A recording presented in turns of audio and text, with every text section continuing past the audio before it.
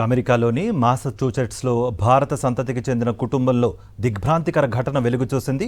సొంత తల్లిని 14 ఏళ్ల తమ్ముడిని దారుణంగా హత్య చేసిన ఆరోపణలపై 17 ఏళ్ల అర్జున్ అరవింద్ అనే టీనేజర్ను స్థానిక పోలీసులు అరెస్ట్ చేశారు.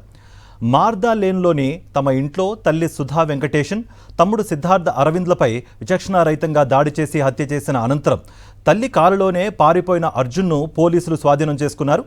ఏఐ టూల్ చాట్‌జీపీటీ వేదికగా కుటుంబ సభ్యులను ఎలా చంపాలనే ఫ్యాంటసీలు, థియరీలపై ఈ టీనేజర్ గత కొంతకాలంగా ఇంటర్నెట్లో సర్చ్ చేస్తున్నట్టుగా దర్యాప్తు అధికారులు గుర్తించడం తీవ్ర కలకలం రేపుతోంది.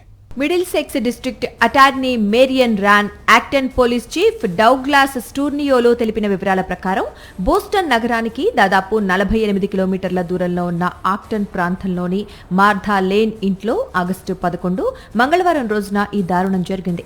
ఉద్యోగానికి వెళ్లిన తండ్రి ఎంతసేపటికి భార్య చిన్న కుమారుడికి ఫోన్ చేసినా స్పందించకపోవడంతో పాటు ఇంటికి వచ్చిన ట్యూటర్ కూడా లోపలికి వెళ్లలేకపోవడంతో సాయంత్రం 6:37 ఆక్టన్ పోలీసులకు సమాచారం అందించారు.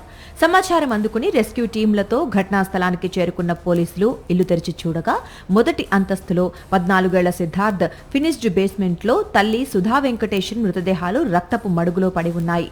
ఇద్దరి శరీరాలపై తీవ్ర గాయాలున్నట్లు అధికారులు గుర్తించారు.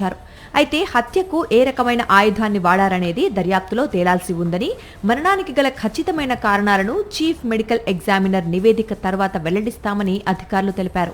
హత్యలు చేసిన అనంతరం 17 ఏళ్ల అర్జున్ అరవింద్ తన తల్లి కారును తీసుకుని పారిపోయాడు. అలర్ట్ అయిన పోలీసులు బుధవారం తెల్లవారుజామున వేలాండ్ ప్రాంతంలోని ఒక పార్కింగ్ లాట్లో నిలిపి ఉంచిన కారులో ఉన్న అర్జున్ను అదుపులోకి తీసుకున్నారు. అతడిపై 2 హత్యలు, కుటుంబ సభ్యులపై తీవ్ర దాడి, వాహనాన్ని దొంగిలించి పారిపోవటం వంటి తీవ్రమైన సెక్షన్ల కింద కేసులు నమోదు చేశారు. పోలీసుల ప్రాథమిక విచారణలో అత్యంత దిగ్భ్రాంతికరమైన విషయాలు వెలుగులోకి వచ్చాయి. అర్జున్ గత కొంతకాలంగా విపరీతమైన ప్రవర్తనతో బాధపడుతున్నాడని, ఇంటర్నెట్ చాట్‌జీపీటీలలో తన సొంత కుటుంబాన్ని ఏ రకంగా హత్య చేయవచ్చనే ఫ్యాంటసీలు, కాన్సెప్టులపై వరుసగా సెర్చ్ చేస్తున్నట్లు Middlesex county district attorney office అధికారిక ప్రకటనలో తెలిపింది. హత్య ఛార్జీల విచారణ పరిధి జువైనల్ కోర్టుకు లేనందున ఈ కేసును కాంకోడ్ డిస్ట్రిక్ట్ కోర్టుకు బదిలీ చేసి విచారిస్తున్నారు.